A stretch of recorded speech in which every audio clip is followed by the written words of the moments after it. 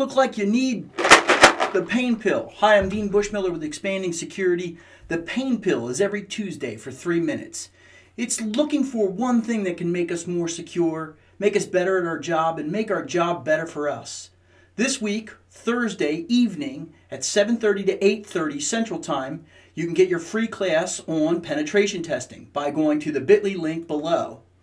We have mind maps on our site that will allow you to understand a topic in an easy-to-view manner, 11 by 17 in all of its glory for both the Certified Ethical Hacker, the CISSP, and a bunch of other certs that we teach.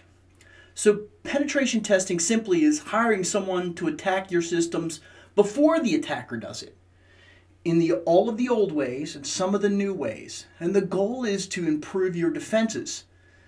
So why not improve our defenses? I mean, that seems to be the easy thing. Why do we need proof that we need to improve our defenses? Well, business hears blah, blah, blah, spend some more money, we need this cool new toy, and we didn't justify it. So it's really our own fault for buying a whole bunch of stuff and not justifying it. I know some of us out there are doing good business case justification, and when we do a penetration test, it really shows people, hey, you better pay attention at this point. But I think people are going to get desensitized to the penetration test very soon, probably in the next 4 or 5 years.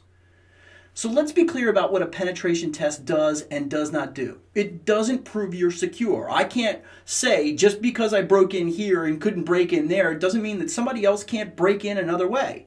It doesn't tell you what controls to install. I mean, that's a real big problem. If I say this is broken, that's all I'm really saying. Now, good penetration testers will say a control like this will help you and protect you, but it's really not the job of a penetration test. It also doesn't reveal to what degree you're insecure. In a lot of cases, people say, well, you know, you broke in these places and that should take care of it because all the other places we couldn't break in. It doesn't do that. Okay, so what does it do?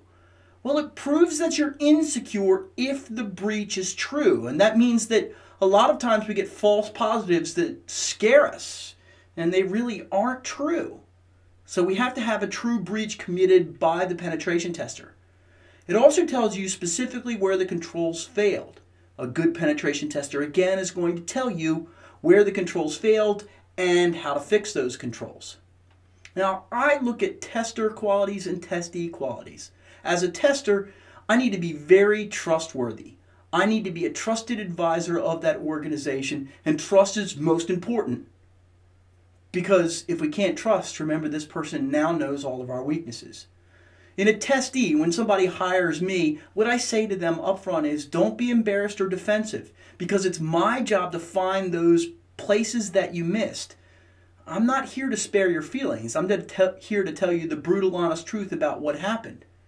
And remember, our job is going to be a lot easier if we can push away those barriers. Policy.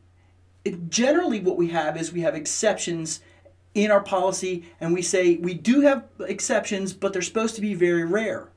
We need a written exceptions process for pen testing and a separate policy that supersedes all other exceptions when it comes to the pen test because we are testing live systems. We also should write an emergency change control for the critical flaws found in the testing. If these flaws are so critical that I can get in very easily, maybe we should protect against the general adversary that's out there. From an action item standpoint, when you're doing a penetration test, seek the approval test for the approval before the engagement.